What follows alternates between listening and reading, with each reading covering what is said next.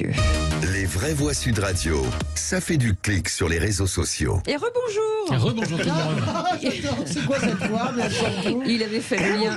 Bonjour. Il avait fait le lien entre sécheresse et opposition à la réforme des retraites. Les propos d'Olivier Véran continuent à faire beaucoup parler depuis hier. Oui, alors que la CGT veut mettre le pays à l'arrêt le 7 mars, le porte-parole du gouvernement a fait cet étrange parallèle avec l'état inquiétant de nos nappes phréatiques. Mettre le pays à l'arrêt, c'est prendre le risque d'une catastrophe écologique, agricole, sanitaire, voire humaine, dans quelques mois. Une déclaration qui provoque l'agacement du patron des sénateurs socialistes, par exemple, Patrick Kanner, avec une expression plutôt piquante ce matin dans le petit déjeuner politique de Sud Radio, au micro de Patrick Roger. Très honnêtement, je suis un peu surpris par ces propos alarmistes. Enfin, si j'ai bien compris, le 7 mars, c'est le début de la fin du monde.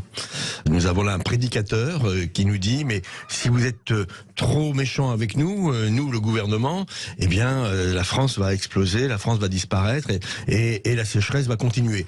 Vraiment, je ne sais pas ce qu'avait fumé avant son interview Monsieur Véran, mais il faut pas faire peur comme ça aux Français. Enfin, les Français ont le droit de manifester, ont le droit de se mettre à l'arrêt parce qu'ils considèrent qu'ils sont menacés par une mauvaise réforme. Bon, on ne sait pas s'il avait fumé, en tout cas. Il était très bon, n'en déplaise au porte-parole du gouvernement, la plupart des fédérations CGT indiquent encore cet après-midi vouloir monter d'un cran pour cette mobilisation du 7 mars, mardi prochain.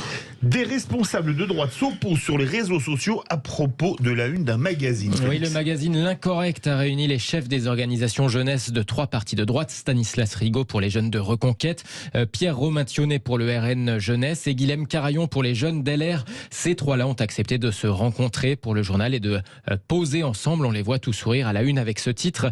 Les jeunes coupent le cordon. Union des droites versus logique chiracienne de cordon sanitaire anti-FN.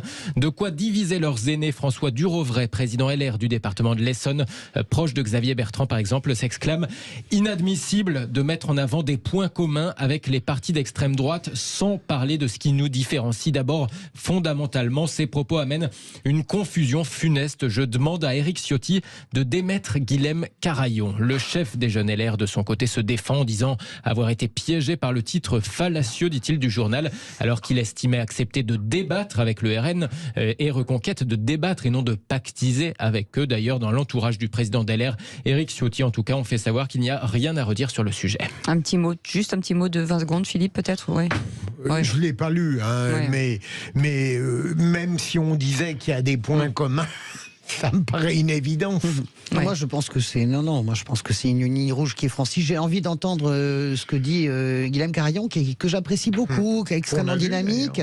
Et je pense que quand il dit qu'il s'est fait piéger, il s'est vraiment fait piéger. Cette poursuite-là de faire toutes choses égales par ailleurs, RN égale la droite, non, c'est ça, c'est absolument pervers et morbide. Je sais bien que c'est le discours ambiant, il n'y a aucune différence. Et alors, qu'est-ce que ça peut faire? Eh bien, ça n'est pas vrai. Il y a des différences. François, je n'ai pas dit qu'il n'y avait pas de différence. Non, absolument, je pense qu'il s'est fait piéger. Et moi, ça me gêne d'autant plus que j'ai été, moi, porte-parole des jeunes.